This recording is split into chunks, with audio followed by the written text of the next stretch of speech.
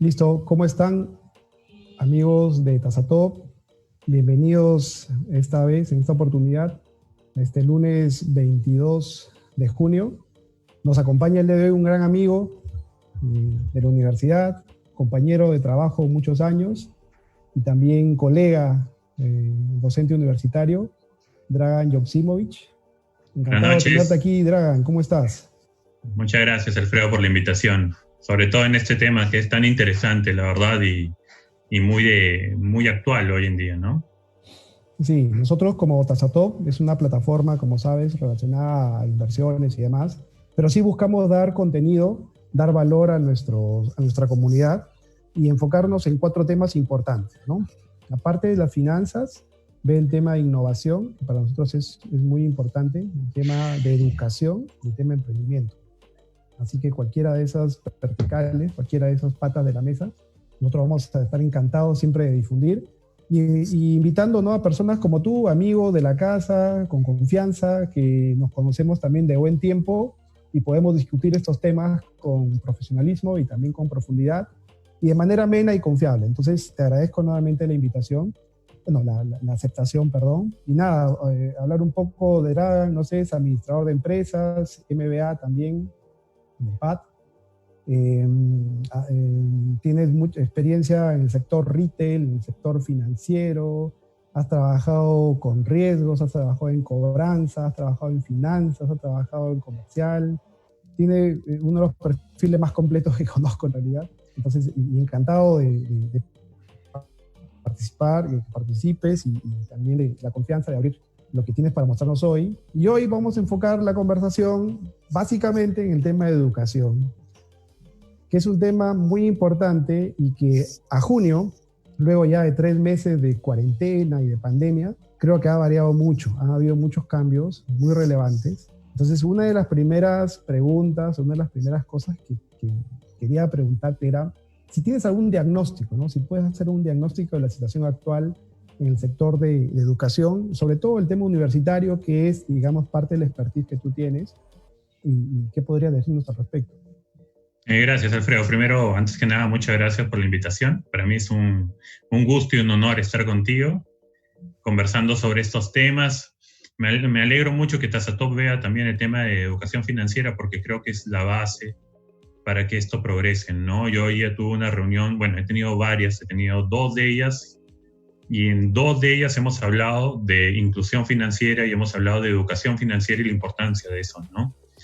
Y antes de comentarte el tema del diagnóstico, dado que has mencionado mi perfil, digamos, y que he pasado por diferentes áreas, y dado que probablemente haya chicos universitarios escuchándome, yo lo que quiero decir es que eso es una decisión propia, ¿no? Desde que acabé la universidad yo decidí que eso sea así. Y creo que todos deben tomar una decisión por qué lado del camino se van. Si se van por el lado del camino de la especialización, digamos, me dedico solo al área financiera o me dedico solo a comercial. En mi caso, yo la verdad, digamos que creían o creo que era bueno en números, pero me gustaba mucho comercial. Y yo decidí explorar ambos lados porque mi objetivo siempre fue no especializarme, no terminar, digamos, de gerente funcional en un área, sino tratar de aspirar más. Y para aspirar, digamos, a más necesitas tener conocimientos financieros, comerciales, logístico, porque, digamos, de alguna manera también estuve en logística. Sí. Entonces, y sistemas. Entonces es importante tomar una decisión de joven, digamos, de terminar la universidad, qué quieren hacer. Y eso tiene sus ventajas y sus riesgos, ¿no? La gran ventaja es que aprendes de todo un poco y vas entendiendo cómo lo que siempre hablo en clase, ¿no? Cómo los diferentes... Que los estudios no son cajas separadas, que uno no puede estudiar finanzas olvidándose de comercial, porque si no la decisión financiera va a ser incorrecta. Sí. Y un marquetero que no sepa números termina siendo, sin ánimo de menospreciar a nadie, publicista, un diseñador, pero no marquetero. Por lo tanto, alguien de marketing tiene que saber números. Entonces, tiene sus ventajas entender un poco de todo el negocio y tiene la desventaja que, digamos, para el mercado laboral muchas veces te pueden ver como, Sí. oye, no eres especialista en nada, ¿no? Has pasado por todos lados, pero no eres especialista en nada. Y esos son Sí, riesgos que uno debe correr, pero uno debe tomar la correcto. decisión desde ya. Ese es como un consejo para los chicos que no escuchan, ¿no? Sí, Eh, sí, En has cuanto al tocado, diagnóstico, sí, sí, dime, Alfredo. no, has tocado temas muy relevantes, ¿no? Que en realidad uno busca hacer, ¿no? Y desarrollarse en distintos ámbitos. No está mal que uno se especialice en algo en particular, ¿no? No está mal, creo. Yo quiero ser el mejor marketero, el mejor diseñador, el mejor logístico, el mejor financiero. Está muy bien, o sea, y aplaudimos eso, ¿no? Porque es una pasión que tienes por una especialidad en específico y tú la vas a desarrollar y la quieres abarcar con mucho amor, con mucho cariño, pero también está la otra parte, ¿no? Donde quieres tener un poco de todo porque quieres ascender y quieres llegar a ser quizá un gerente, un director general, y el director general debe saber de todo un poco, y quizá no con la especialidad que sí la va a saber la persona que está en la parte, al volante de marketing, al volante de la parte de ventas, pero ya lo has vivido, ya sabes qué es, se habla el mismo lenguaje. Entonces, eso es importante, ¿no? Sí, pero y sobre todo lo que es importante es que sea una decisión. Sí, Lo que pasa es que la vida muchas veces te lleva de las narices y probablemente en mi caso sea más, ¿no? en nuestro Este, caso. pero así es la vida, ¿no? Entonces uno sin darse cuenta ya pasaron 10 años. De Sí, hecho, yo ya este año creo que he cumplido 10 años después de haber acabado la maestría. 20 creo de sí, haber acabado la universidad y la sí, verdad es un montón de tiempo y uno dice, ¿qué pasó? ¿Qué tan rápido ha pasado el tiempo? Y lo peor que te puede pasar es que no hayas planificado eso, ¿no? Que creo que le pasa a mucha gente, ¿no? Entonces, pues nos pasa, ¿no? Nos pasa en general. Entonces, es súper importante que ya sea si vas por un lado o por otro, seas tú el que tenga el control de tu vida y de las decisiones que tomes en respecto de tu carrera profesional, ¿no? Ese es un correcto. poco un previo, disculpa, me salió un poco el tema, pero No, me pero pareció sí, válido conversar de eso un ratito, dado la introducción, ¿no? no, totalmente, totalmente, y al lugar, está muy bien. Bueno, Nada, y un en general poco, sí, sobre la educación en el Perú es un tema apasionante porque para mí, si no es el principal problema que existe, debe ser uno de los principales problemas que hay en el país, ¿no? Yo sé que vamos a hablar sobre el tema de la educación más universitaria y todos sabemos las carencias que existen, la brecha de desigualdad y sobre todo los problemas con la condición básica de la calidad educativa.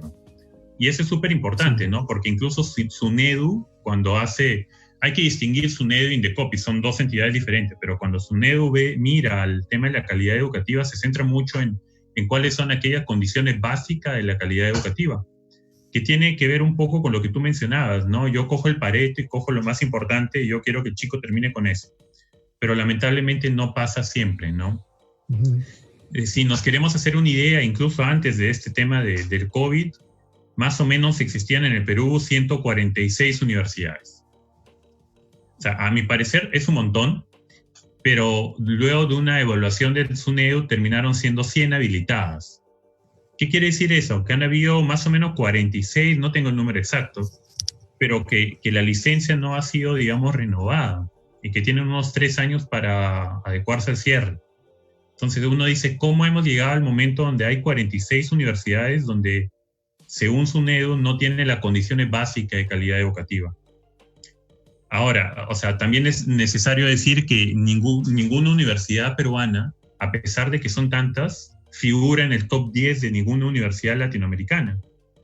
ujú, Y eso de verdad es un poco triste, ¿no? A pesar de que yo tengo mis peros con la forma que se hacen los rankings para seleccionar a las universidades, pero de igual manera es un indicador, por lo menos. Entonces, no ver ninguna universidad peruana a mí me llama la atención. Siempre vemos chilenas, brasileras y colombianas, por ahí alguna argentina, pero las peruanas lamentablemente no aparecemos en el ranking, ¿no?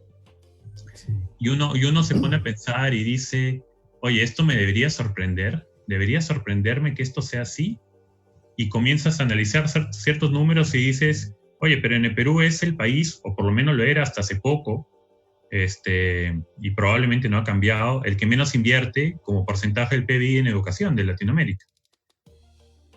Y claro, o sea, todos sabemos que no es reditable políticamente, ¿no? Aquí nos podemos meter en otro tipo de campos. La educación se arregla en más de 22 años, que el chico desde que nace, digamos, hasta que termina la universidad. Y es complicado, ¿no? Se necesita una decisión política de hacer temas estructurales.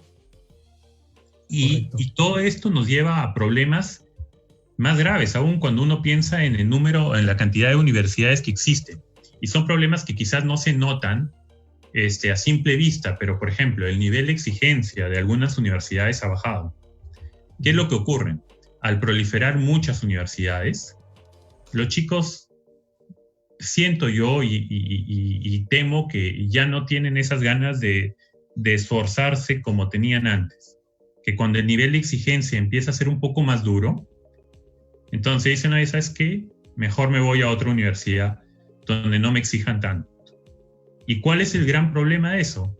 Que llegado cuarto, quinto de año de universidad, las universidades voltean y no tienen el número de alumnos suficientes que lleguen al punto de equilibrio. Entonces, ¿qué les obliga a las universidades? Tú sabes, cuando empezamos la universidad, en la de Piura, que éramos 60, 90, ¿y cuántos terminamos? 20, 25. Entonces, yo me imagino que la planificación financiera de una universidad, no la sé, no la conozco, pero tiene que contemplar esas cosas. Pero ese nivel de deserción universitaria, me imagino que a nivel financiero complica mucho una universidad, porque no llega a cubrir el punto de equilibrio. Entonces, al no llegarlo a hacer, ¿qué es lo que ocurre? Te ves obligado a ir laxando ciertas cosas.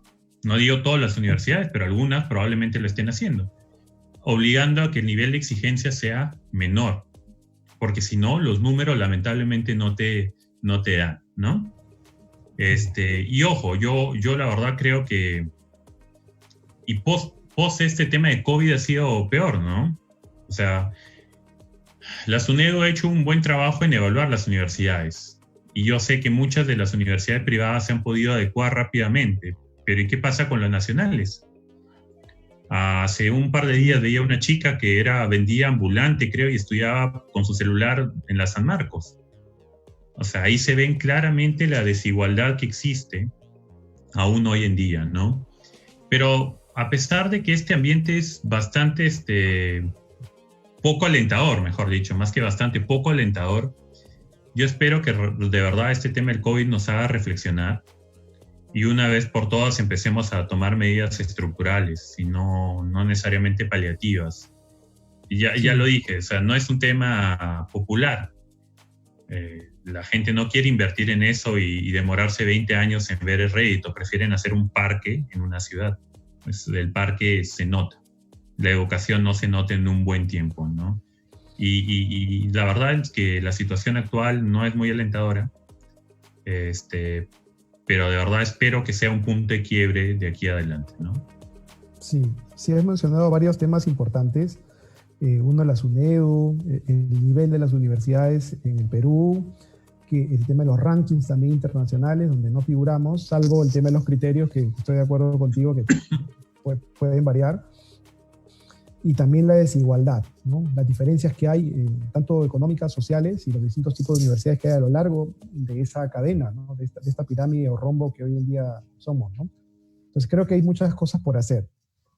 Y el profesor universitario, independientemente de qué universidad sea, privada o pública, tiene una responsabilidad muy grande, que es la de formar o ser parte de la formación profesional y en algunos casos también humana del alumno, que muchas veces te mira al frente ahora te mira al frente de la laptop o de una cámara, pero en su momento lo mirabas y podías encontrar en él algunas cosas para potenciar y otras para corregir. Sin embargo, bueno, evidentemente la casa, el hogar da la base más importante para la formación de una persona, pero hay unas cosas, una responsabilidad directa en el profesor, ¿no? Creo yo, independientemente de las autoridades, los directivos, las instituciones reguladoras del mercado, que sí, entendemos que es complejo, pero yendo un poco más hacia una parte del funnel, hacia el final, que es el profesor, digamos. ¿Cómo en esta situación de COVID has percibido un cambio? ¿Cómo se ha transformado este profesor en estos meses, ¿no? Que en 3 meses ha tenido que, en algunos casos, reinventarse, en otros casos simplemente continuar la formación que ha tenido. No sé, ¿cómo lo ves? Sí, o sea, yo te voy a comentar un caso personal, ¿no? La verdad es que todos nos hemos tenido que transformar, queramos o no. Dicho sea de paso, yo que soy profesor, digamos, a tiempo parcial, cuando recibí la noticia de que las clases iban a ser 100% virtuales o no presenciales, me entraron muchas dudas y estuve a punto de decir, por favor, no gracias a este ciclo, ¿no? Pero era ya muy tarde y me parecía irresponsable hacerlo, porque hay que conseguir profesor, etcétera, ¿no? ¿Y por qué de esa decisión o de ese miedo? Básicamente porque hay que adecuarse a muchas cosas, ¿no? No es lo mismo una clase presencial que una clase virtual. O sea, muchos creen que lo virtual, que una clase virtual es adecuar lo que hace de manera presencial y llevarlo por internet. Y en eso no consiste, o sea, porque si no sería bien fácil hacerlo, ¿no? Yo cuelgo atrás de la pared de una pizarra y me pongo a dibujar o a escribir. Y por más que yo tenía clases preparadas de PowerPoint, yo no, por lo menos en mi caso particular, la metodología que utilizo en el aula es que pensemos todos juntos. Por ende, yo no tengo material preparado más que diapositivas base. Todo es lo que sale en el momento en clase. Además, los ejercicios que a veces son ejercicios de finanzas, normalmente nos los inventamos en clase. No porque no quiera preparar la clase, sino porque creo que es más rico entender cómo piensa el alumno en el momento, qué le falta y en ese momento hacer la clase y hacerlo pensar. Sin embargo, en lo virtual era más complicado, ¿no?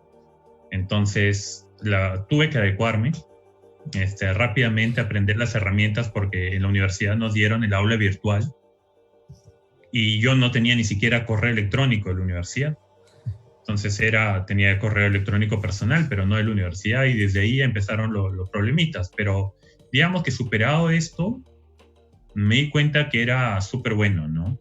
Pero claro, tuve que adecuar mi plan como lo hiciste tú, ver realmente cuál es esa cosa básica con la cual el alumno tiene que irse y tratar de ponerle mucho foco ahí. Herramientas de comunicación, herramientas adicionales como Prezi, como Kahoot, como pizarra virtuales, temas de seguridad, ¿no?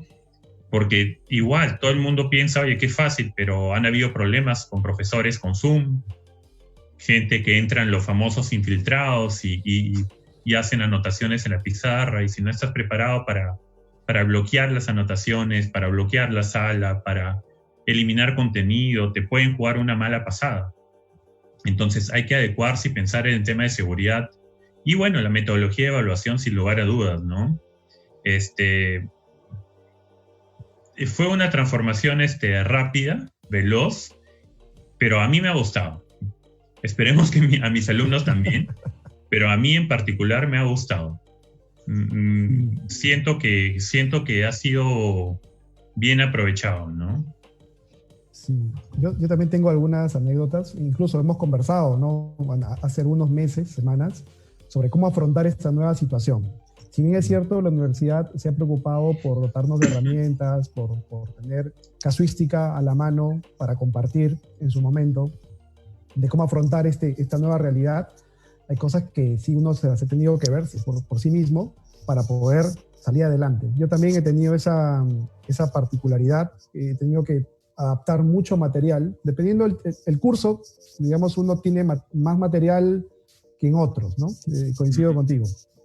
Hemos tenido que adaptar material sabiendo, primero que una cosa es proyectar algo en una clase y explicar con la pizarra al lado, ¿no? Cualquier tema que uno no pueda entender. Y otro tema que también me ha resultado fácil dentro de toda esta coyuntura que ha sido muy mala a nivel económico, me ha resultado muy fácil conseguir ejemplos en finanzas, sobre todo el tema de políticas económicas, políticas fiscales, la caja, el flujo de caja, ¿no? Los estados de resultados, cómo se han afectado de las principales empresas, qué ratios ver, entre otras cosas. Entonces sí me ha resultado enriquecedor, ¿no? El panorama, lamentablemente a costa pues de mucho malestar, de muchos problemas económicos y financieros, noticias. Entonces yo creo que el material ha sido bastante importante. Yo creo que en otros cursos no tanto, pero en temas de finanzas y economía, de hecho que todos los días era una clase nueva de cómo explicar una noticia que uno escuchaba en la televisión para decodificarla correctamente a los alumnos y cómo ellos deberían plantearla, ¿no? Ha sido, yo creo que un reto muy importante, independientemente de la parte tecnológica, que sabemos que también ha sido un reto personal para todos. Entonces, creo que ha sido importante y creo que todos nosotros en cierta medida nos hemos transformado, ¿no? Sí, pero ha sido importante hacerlo, ¿no? Yo creo que además tocaba. Creo que si no hubiera ocurrido lo que ocurrió, nos hubiéramos demorado mucho más tiempo. Cuando uno revisa un poco la historia digamos, de la revolución industrial, ¿no? Normalmente alguien cuando escucha revolución industrial, por lo menos en mi caso, lo primero que se me viene a la mente es la máquina de vapor. Es la primera revolución industrial y es la única que tenía en mi cabeza, ¿no? Como clases de historia. Sí. Pero luego para la siguiente revolución industrial nos demoramos 100 años, más o menos, 90, que fue el uso de la electricidad ya de manera masiva, ¿no? Y luego la tercera revolución industrial nos demoramos otros 100 años, 99 si no me equivoco, para que pasemos al tema de computadoras. Y digamos que la cuarta que estaba en camino, ya van como, no sé, 30 años, y uno pensaría, faltan otros 70 para cambiar totalmente. Y yo tenía la oportunidad de llevar unos cursos de transformación digital, donde hemos hablado en extenso de blockchain, de inteligencia artificial, de Internet de las cosas, de ciberseguridad, de la importancia de la ciberseguridad. Sin embargo, ahí decíamos, sí, está bonito, ¿no? Pero vamos a ver cuándo sucede, ¿no? Uh-huh. Porque la verdad lo veíamos un poco lejanos. Sí, todo vino de pronto. Pero de pronto en 2 semanas nos ahorramos 30, 40 años, ¿no? Entonces, era necesario, digamos. Lamento mucho lo de la pandemia, obviamente, pero digamos que el cambio ocurrido a nivel educativo creo que va a ser necesario y yo creo que las universidades tienen que adecuarse a un futuro distinto, ¿no? Sí. A un futuro que sea mucho más, vamos a volver por donde hemos empezado, mucho más inclusivo. Inclusivo no me refiero básicamente al tema de romper brechas, ¿no? Hay gente de bajos recursos, pero con una cabeza muy buena, y que lamentablemente el Perú los está desperdiciando, ¿no? Y eso se tiene que ir rompiendo. Eso es una de las cosas que las universidades tienen que romper. El otro es el tema del foco y el objetivo que le pongan a las cosas, ¿no? Lamentablemente tú tocaste un tema de investigación, ¿no? Sí, que justo venía aquí, ¿no? Para preguntarte acerca de Dale, cuenta. No, ¿sabes? Para que ahí no... Lo que pasa es que hemos estado viendo nuevo contenido. Entonces, creo que una de las patas cojas que tiene en general el sistema educativo universitario es el nivel de investigación, ¿no? Todos sabemos, ¿no? que hoy en día es una de las partes donde, digamos, los alumnos quizá les cuesta un poquito más, por X motivos, por X circunstancias, pero pues hacer papers, publicación de libros, ¿no? Estamos creo que muy por atrás en la realidad latinoamericana, bueno, global. Entonces, ¿cómo ves esta situación? ¿Cómo podríamos aprovechar lo que está pasando para darle un impulso al tema de investigación? Es una buena pregunta, pero, o sea, yo le veo dos frentes, ¿no? Una del lado de los profesores, digamos, y otra del lado de los alumnos. Se supone que el profesor universitario tiene que investigar. El tema es que hay yo sé que no todos, no quiero generalizar, pero yo sé que muchos que están ajenos al tema de universidades piensan que investigar es fácil, ¿no? Que te sientas y googleas y con eso ya haces tu paper, ¿no? Investigar no es barato para empezar. Hay que salir al campo, hay que investigar, hay que tener contactos en diferentes empresas que tienen la información. Tiempo. Toma bastante tiempo. con el riesgo que incurres de que no se publique, etcétera. Entonces, igual los profesores, igual las universidades necesitan tener incentivos para investigar, ¿no? Entonces, es importante que también la universidad, por un lado, los profesores, que asumo que si alguien es profesor universitario, debe tener algo de ganas de investigar, no sé, o muchas ganas de investigar. No me imagino un profesor universitario que no le guste la investigación. Y que no le guste estar averiguando y generando nuevos ejemplos. No me lo imagino. Pero por otro lado, también las universidades tienen que entender que ese proceso no es simple y que los profesores necesitan apoyo y mucho apoyo en el tema de investigación. Y es lamentable ver que hay muchos chicos o profesores jóvenes que conozco que trabajan en diferentes universidades y están pensando en qué universidad sí te apoya para saber dónde trabajar o pensar a migrar fuera, porque a falta, digamos, de apoyo para el tema de investigación. Eso por un lado. Y por el otro lado, recordemos que, esa es mi opinión personal, creo que a las universidades en general y a los chicos y al Perú se le hizo mucho daño al eliminar las tesis. No eliminarlas, pero al crear este famoso curso, creo que era un curso de titulación. Creo que ese curso ya fue eliminado, si no me equivoco, pero hubo un buen tiempo donde ese curso existió. Y eso, la verdad, claro, entre hacer un curso y hacer tu tesis, muchos optaron por hacer el curso. Y eso lamentablemente ha truncado muchas ideas posibles. Porque, claro, o sea, si yo nunca me voy a olvidar del ejemplo que nos ponían en la universidad, era de Gabriel Gallo, ¿no? Que era un chico universitario de la Nacional, si no me equivoco, de Piura, y que gracias a él se hizo la caja municipal. O sea, las cajas municipales de ahorros y créditos que conocemos hoy en día son productos de una tesis universitaria. Entonces, ahí solo te puedes dar cuenta de lo importante que puede ser una tesis y no menospreciar la tesis universitaria. Entonces, creo que se le hizo mucho daño con el curso de titulación.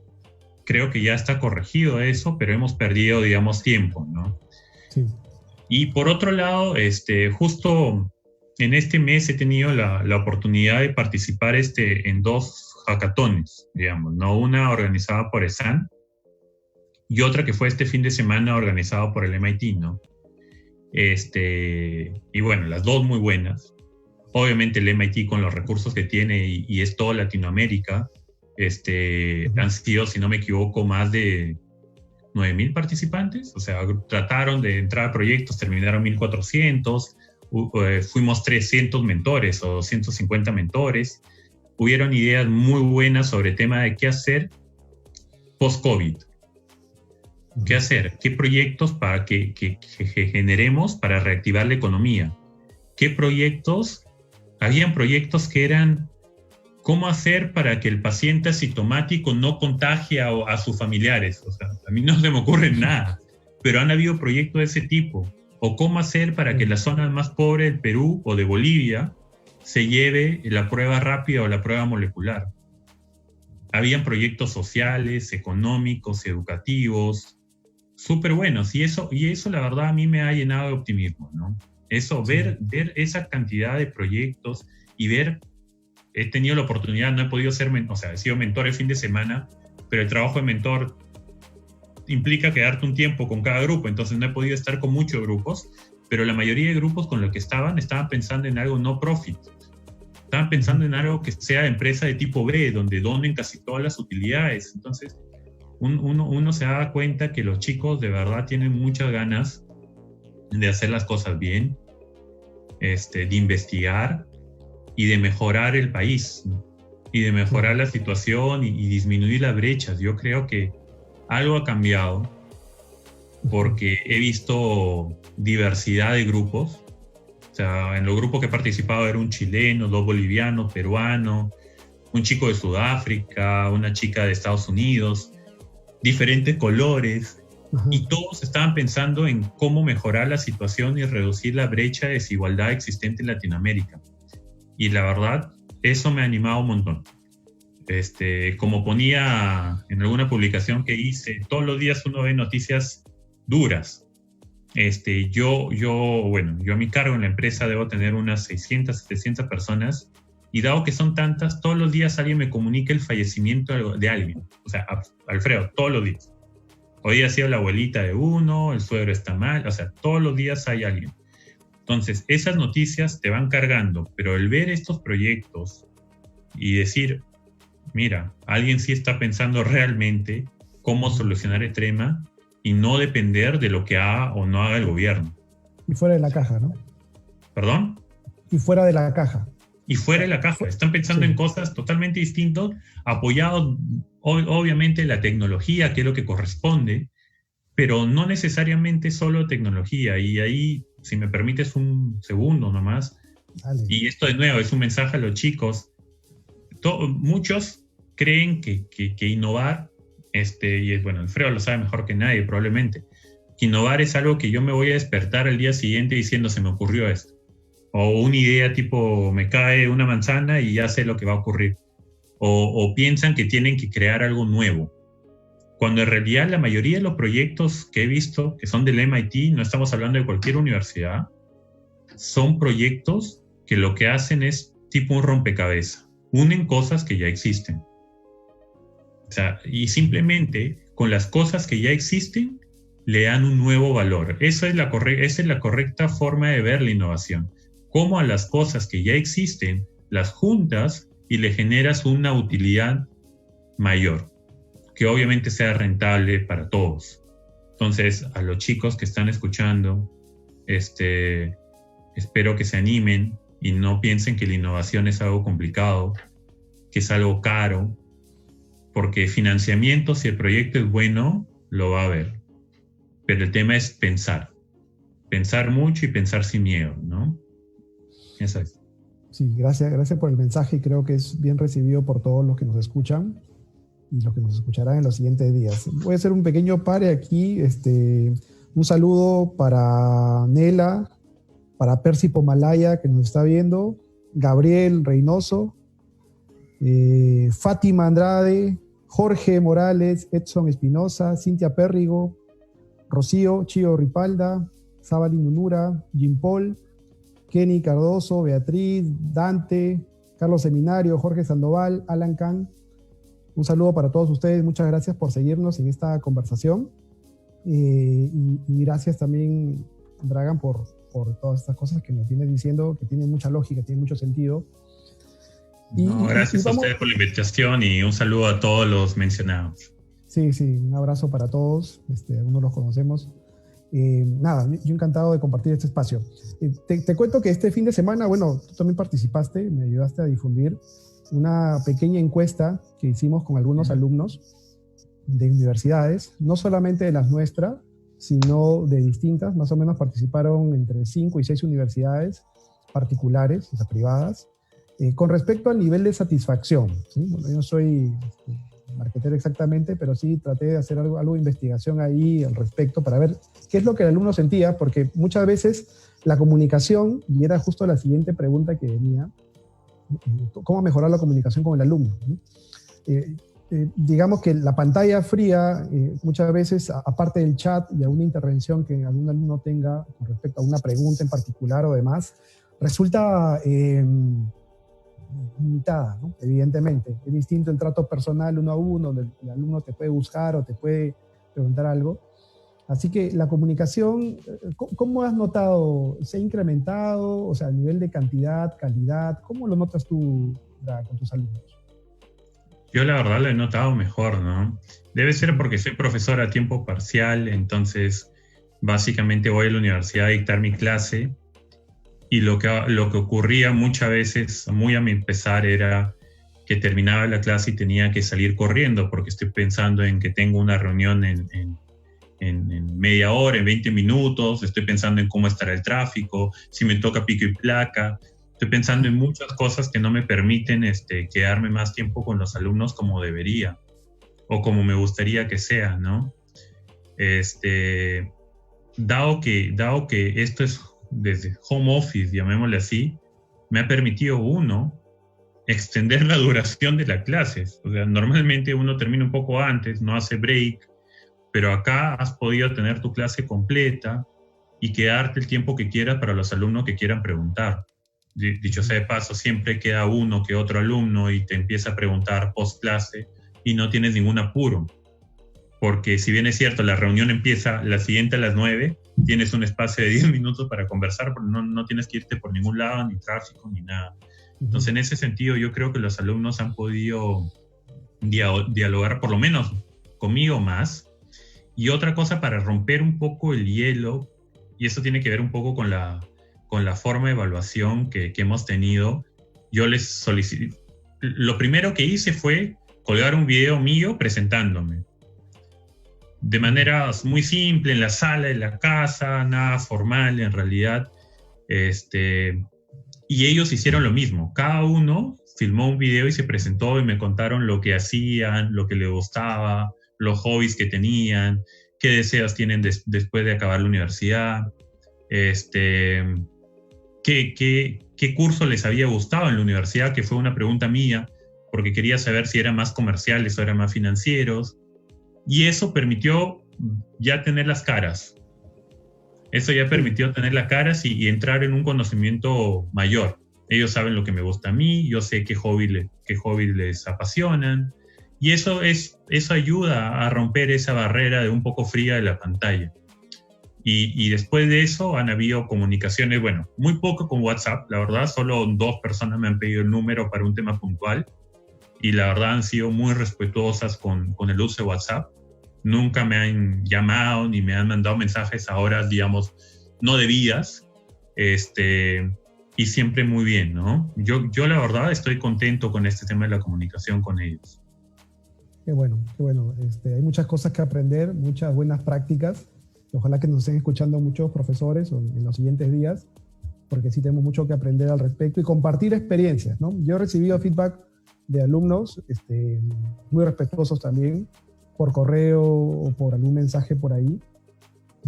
También soy consciente de las limitaciones que existen hoy en día.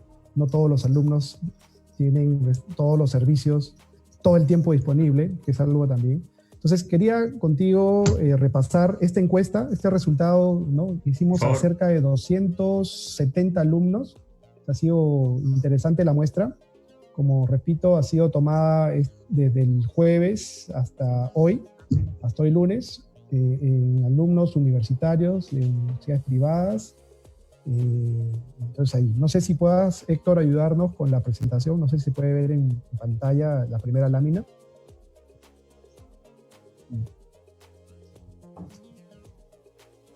Mientras esperamos, voy repasando alguno de también estoy participando poco a poco a los profesores de los resultados. Y a ver, por acá tengo algunos para ir comentando. Vamos a ver. ¿Me avisas, Héctor, por favor, cuando esté en pantalla? Perfecto. Esa es la pregunta 1. A ver, déjame ver aquí un momento. Ya está. La pregunta 1 que le hicimos ojalá lo puedan ver ustedes de la mejor manera, nos están viendo, es ¿qué tanto han aprovechado las clases en el confinamiento? Y las respuestas han sido, la verdad, que positivas en su gran mayoría. El 15% las ha aprovechado al máximo, es decir, las ha disfrutado, entiendo, y las ha podido apreciar en toda la dimensión que quizá el profesor quiera mostrarla. Sí las aprovechó, o sea, sí ha recibido un resultado positivo el 45%, y medianamente aprovechadas un 32%, que también es una cifra interesante de analizar. Entonces, yo por lo pronto me quedo con un mensaje en la gran mayoría positivo. 45, más o menos el 60% de los encuestados han percibido que han podido aprovechar la clase, ¿no? En el buen sentido de la palabra, es decir, han logrado tener conocimientos, han logrado encontrar algún tipo de información o alguna pauta específica para poder desarrollar de mejor manera digamos, la currícula que uno muestra, ¿no? Entonces, es un dato importante, y si gustas, luego conversamos algo, quizás lo que más te llama la atención, Dragan. Sí. Y acá hay una segunda pregunta que me llamó también mucho la atención, es ¿cuál ha sido la mayor dificultad que encontró al momento de recibir una clase virtual? La gran mayoría, casi el 40%, la gran dificultad que he tenido es la conexión de internet, ¿no? Estamos, creo, en la lámina número 2, me da la impresión. Y en segundo lugar, está un 22% es en vencer la rutina de la casa, que también ha significado algo muy importante, ¿no?, para ellos, ¿no? Quizás las horas de sueño, el ocio natural, ¿no?, la comida cerca, y todo el día estás en casa. Entonces son dos temas importantes. Y en tercer lugar, es el método de enseñanza de los profesores, ¿no?, que con un 12% quizás ha sido algo que en algún momento no nos hemos logrado adecuar a lo que el alumno esperaba. Y en un cuarto lugar está el uso de la computadora, ¿no?, que muchas veces la comparten entre los familiares. Entonces, también temas importantes que ver ahí. En la lámina 3, no sé si me pueden seguir ahí con la visibilidad, es ¿qué opina del nivel de enseñanza recibido en las clases virtuales? Un 16% mencionó que han sido de manera excelente, o sea, muy bueno. Un 60% que ha sido bueno, un 20% regular, y la verdad que cifras muy chiquitas, entre 1 y 2%, malo y pésimo. O sea, digamos que dentro de todo hay una nota probatoria para los profesores que hoy en día han manifestado sus clases a través de este entorno virtual, ¿no? Una siguiente pregunta, y es con respecto a qué opina sobre la currícula, ¿no? Sobre esta adaptación que algunos hemos tenido de la currícula, donde no hemos podido mostrar todo, quizá una adaptación. La gran mayoría de personas lo mismo, está satisfecha, ¿no?, con la currícula que se ha mostrado. Un 15% o 16% considera excelente y un 60% aproximadamente buena, ¿no? Un regular 21%. Sobre el material didáctico, cifras bastante similares, que es en la lámina número 5, me parece. Hay gran aceptación de acuerdo al material que se ha brindado a través de redes. Y aquí hay una pregunta que ya, una de las últimas, que era, ¿qué tan importante es la presencia física del profesor en las aulas en el futuro? O sea, cuando acabe este confinamiento. Y las personas, los alumnos creen que el 50% creen que es muy importante, digamos, imprescindible.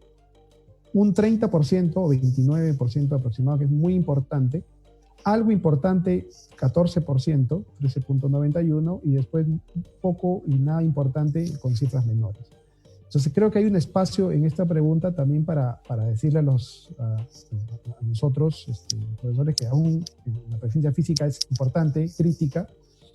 Voy a saltarme la pregunta con respecto al dominio de las herramientas de enseñanza, que las cifras son similares, para irme a la penúltima lámina, que es la lámina número 8, con respecto a, se les pregunta, ¿qué porcentaje de las clases le gustaría recibir de forma virtual en el futuro, ¿no? O sea, ya, una vez que acabe la pandemia, en 2021, imaginemos, ¿qué porcentaje?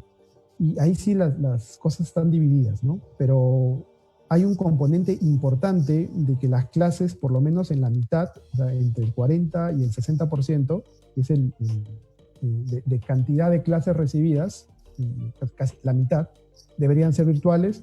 25% opina que debería serlo así, entre 40 y 20% el 24%, y menos del 20% el 19.17%. Entonces, hay información recogida de parte de los alumnos. No sé si alguna en particular, Dragan, te llamó la atención. Voy a dejar ya la última un poco para después. Vamos a compartir la información en los principales canales de TazaTop para que sirva como referente. Es un pequeño aporte de valor. ¿Qué tal? ¿Cómo ves esta información, Dragan? Sí, me llama la atención. O sea, primero, dos cositas básicamente, ¿no? La primera, el tema de la rutina. Y ahí la verdad es que no son los únicos, ¿no? También le debe pasar al profesor. Yo tengo clases 7 de la mañana, ¿no? Pero no puedo dictar clases en pijama, evidentemente, ¿no? Y la verdad le debe pasar también a muchas personas que hemos estado trabajando o hemos tenido la suerte de trabajar, porque sabemos que muchos no han tenido que parar, pero los que hemos tenido la suerte de seguir trabajando home office, cuesta romper la rutina, pero hay que hacerlo y hay que adecuarse, y para eso tenemos que tener herramientas. ¿Y qué herramientas? Significa algo muy obvio, no vas a trabajar en pijama, porque hay un tema psicológico atrás de eso, ¿no? Sí. Yo les puedo contar el ejemplo que a mí me pareció, no sé si el extremo, pero muy gracioso y súper bueno y súper útil, ¿no? Yo tengo un amigo que a sus hijos, que están en primer grado de primaria, segundo de primaria, les ponía el uniforme, los subía al carro, les daba la vuelta a la manzana al parque de su casa, los regresaba y los sentaba a cada uno en su computadora. Y uno puede parecer, oye, está loco, ¿qué está haciendo? ¿No? ¿Por qué sale con sus hijos a dar una vuelta en el carro por el parque? Ahí nomás una cuadra de su casa y los vuelve a sentar. Y es un tema, nada, era una recomendación de una psicóloga para que los niños cambien de chip, para que sepan que están entrando a una clase, para que no crean que siguen en su casa o siguen en pijama. Posteriormente se fue relajando, ya no fue el uniforme, pero sí salir un ratito y regresar y darles una vueltita y sentarlos. Y es un tema mental. Y eso, aunque yo no hago lo mismo, ¿verdad? Pero sí, en las mañanas cuando tengo clase, igual te bañas, igual te cambias, igual te sientas, ¿no? Igual para trabajar. Entonces no puedo trabajar. Ojo, no me pongo camisa todos los días, por si acaso. Pero esto es solo por Alfredo, por Tazatop, ¿no? Pero trato de trabajar, obviamente, en algo cómodo, pero que es muy distinto a lo que puedo usar para dormir, digamos, ¿no? Y eso ayuda, porque es un chip. Ok, ya me senté y tengo un sitio propio para trabajar, digamos, un escritorio, ¿no? Igual tengo mi café, mis comodidades, a Dios gracias, pero es básicamente eso, el tema mental, ¿no? Y es importante esta rutina, no pensar que estamos tratando de trabajar, sino realmente trabajar. Y establecer horarios, ¿no? Establecer horarios. Eso por un lado. No sé cómo te digo a ti, Alfredo, no sé si estás en pijama ahorita. No, felizmente sí, la rutina es importante, bueno, las cosas, una vez que uno tiene un baño o también se cambia de ropa y se prepara la situación es distinta, ¿no? Es totalmente distinta que estar pues en el mismo modo todo el día, así que creo que hay cosas que mejorar y demás. Con respecto también, gracias por el comentario, con respecto a la información recibida en esta encuesta, que podemos analizarla por horas y demás, hay un tema que a mí me llamó la atención, que era la presencia del profesor, ¿no? Sí. El alumno siente que extraña esa presencia, ¿no? ¿Sí? Porque la considera... Pero es raro, ¿no? O sea, yo lo que te iba a decir es justamente eso me llama la atención, porque por un lado lo extraña, pero por otro lado en la siguiente encuesta, en la siguiente pregunta te dice que le gustaría que muchas clases sean virtuales. Sí. Y eso es como que medio contradictorio para mí, ¿no? Eso cuando me lo contaste ahora me sonaba un poco contradictorio y raro. Pero yo interpretaría la data como que el alumno siente que el profesor es importante, necesita un contacto físico con él, visual por lo menos, o sea, de verlo cerca o de preguntarle algo, pues, sin el cuadrado que es la computadora, pero también necesita cierta holgura, ¿no? Porque no es que todos necesiten presencia virtual o física, sino que entendería que es un mix, ¿no? Algunas clases pueden ser de manera remota y otras clases sí de manera presencial porque la amerita. Una exposición, por ejemplo. Una exposición, yo creería que es muy importante hoy en día hacerla de manera física, donde tú también vas formando alumnos de cómo pararse, cómo expresarse, cómo presentar, y el debate también, ¿no? Entonces, creo que hay cosas de todo tipo. Sin embargo, por ejemplo, en la hackathon que hubo este fin de semana, todo fue virtual, ¿no? Y yo creo que salió bastante bien. Las exposiciones, dicho sea de paso, mañana me tocan a mí mis exposiciones de mis trabajos finales de mi curso. Espero que la hayan hecho bien y vamos a ver cómo sucede, ya te contaré, ¿no? Pero yo creo que ahí para la próxima vamos a hacer una pregunta, o le voy a hacer una pregunta a mis alumnos, justamente el qué ya lo sabemos, ¿no? Digamos que ya sabemos el qué le gustaría, ¿no? Pero me gustaría saber exactamente el por qué, ¿no? ¿Cuál es el insight atrás del motivo por el cual quiere el profesor, digamos, al frente, ¿no? Eso por un lado. Y obviamente me imagino que eso de nosotros, como somos administradores, digamos, estamos pensando en eso, ¿no? Pero obviamente hay carreras que son imposibles, digamos, ¿no? O sea, no sé, ¿cómo haces odontología, estomatología por virtual? La teoría sí, pero la parte clínica, ¿cómo no puedes? Necesitas la práctica, ¿no? Entonces, y lo mismo pasa con temas de institutos técnicos, que es otro tema que a mí me parece súper importante, que creo que en el Perú no hay institutos técnicos. Digamos, existe el SENATI y algunos cuantos más, pero faltan muchos más institutos técnicos, ¿no? Pero ya, ese es otro tema, sí. Sí, y se nos ha pasado el tiempo volando, para variar en estos 11 tops. Aparte de agradecerte, quería terminar con una pregunta mucho más banal y directa. ¿Qué tanto han variado las calificaciones? ¿Cómo sientes tú el tema de las calificaciones? ¿Son iguales que antes? ¿Parecidas? ¿Son mejores? ¿Cómo lo interpretas? Lo que pasa es que para mí es... Yo siempre he sido un convencido que la forma tradicional de calificar no es la correcta.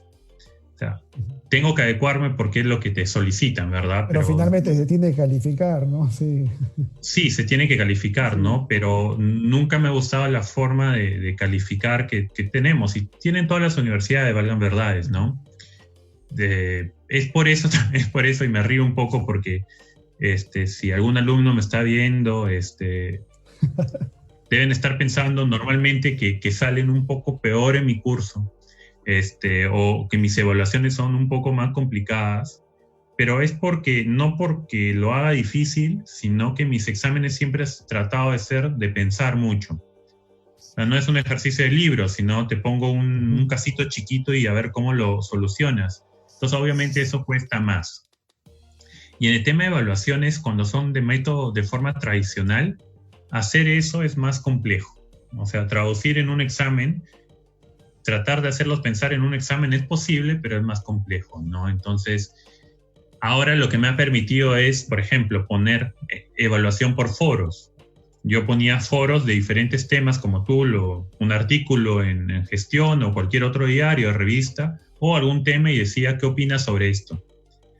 Y ellos tenían que opinar y discutir entre ellos, conversar entre ellos y dar opiniones diversas. Y la calificación dependía del contenido que tenían, de la argumentación, de qué criterio tenía para la hora de pensar, la fuente que utilizaba, y todo eso sumaba una nota. Igual tenían que colgarme videos. ¿Qué cosas he aprendido en este tema en particular? Hemos visto modelo de negocio. Cuéntame, ¿qué es lo que más te ha gustado o qué es lo que más te interesa? Hemos visto evaluación de flujo de caja económico. Cuéntame, ¿qué has entendido? Entonces, yo veía los videos y para mí, no importa si él tenga el material que tenga al costado, pero lo importante era ver su forma de pensar y qué te decía y qué opinaba. Y yo creo que eso es súper valioso, ¿no? Yo no tengo examen final, yo voy a tomar un trabajo, y en ese trabajo hemos estado interactuando también. Entonces, te ayuda mucho a entender el criterio de la persona, que al fin y al cabo para mí es lo más importante, ¿no? Más que sacarse un 20, que sepa pensar.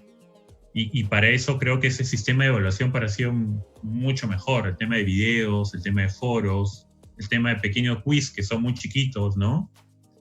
Pero nada, yo al final creo que las universidades tienen que tender a eso, ¿no? No sé si 100% digital, o sea, pero tender a utilizar otras herramientas y que los profesores de alguna manera seamos libres de ver la forma de calificar distinta a la tradicional, que nos permita realmente entender qué alumno es bueno o no. Y qué criterio tiene y cómo le formas al estudiante el criterio. El proceso de toma de decisiones, cómo lo tiene ordenado en su cabeza, ¿no? Y eso al final creo que es lo más importante que debería existir, ¿no?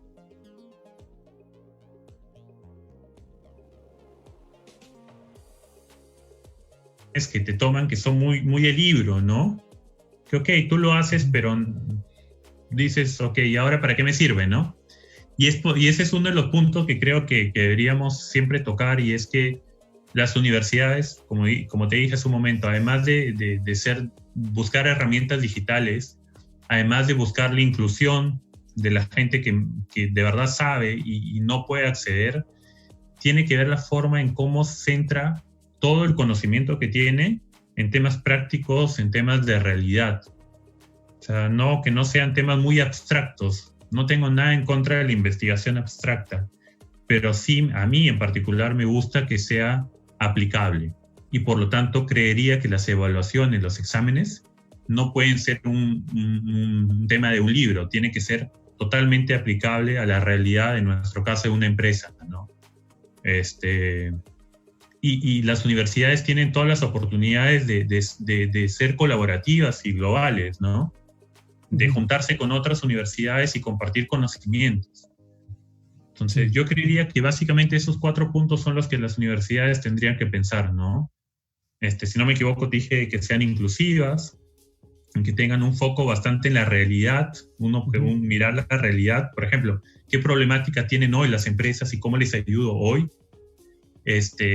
tema de herramientas digitales y por último, cómo colaboro con otras universidades para acoger conocimiento, ¿no? Como te digo, yo este fin de semana, la verdad es que te nutres del conocimiento que tienen otras universidades y herramientas. Yo cuando empecé esto, la hackathon, digamos, conocí algunas herramientas útiles en el mundo digital y la verdad pensaba que era suficiente, pero cuando me presentaron las herramientas que se iban a usar, no te voy a decir que son miles, pero son cientos. Y no conocía ninguna, o sea, conocía 4 que yo utilizaba y las otras 90 no sabía que existían. Y eso es lo rico de hacer que la universidad sea un tema colaborativo, de aprender otras herramientas que puedas aplicar a la realidad, ¿no? Y eso es. Que sea universal. Sea universal, ¿no? Sí. Y Dragan, se nos acabó el tiempo. Te agradezco mucho la conversación. La verdad que siempre queda corto. Nuestras conversaciones y con el resto de invitados también. Unos últimos saludos a Lucho Rojas, a Juan Carlos Gallardo, que nos hace unas preguntas acá, ¿no? Dice, ¿se califica o se evalúa? ¿No? Dice Juan Carlos, ¿no? Te la dejo ahí a ver si la puedes responder o no. Saludos también a Mario Cruz, a Mili Otero, a Rodrigo, a Carlos Rodrich, que nos está viendo. Carlos estuvo Iván, también en la hackathon. León, sí. A Pedro Barreto también, a Guillermo Barbosa y a todas las personas que hoy día nos han mandado mensajes, saludos por aquí. Muchas gracias por su presencia. Bueno, y ante todo agradecerte, Dragan, nuevamente. Ojalá que podamos conversar próximamente de otro tema también, de las finanzas, que no hemos hablado nada de finanzas, no hemos hablado nada de negocios, ¿no? Que estamos acostumbrados a conversar, pero sí quise tener el tema claro de universidad contigo, por la experiencia que tienes, por la mente crítica y abierta también que posees. Así que, nada, encantado. Muchas gracias a los amigos de Tazatop, a toda la comunidad.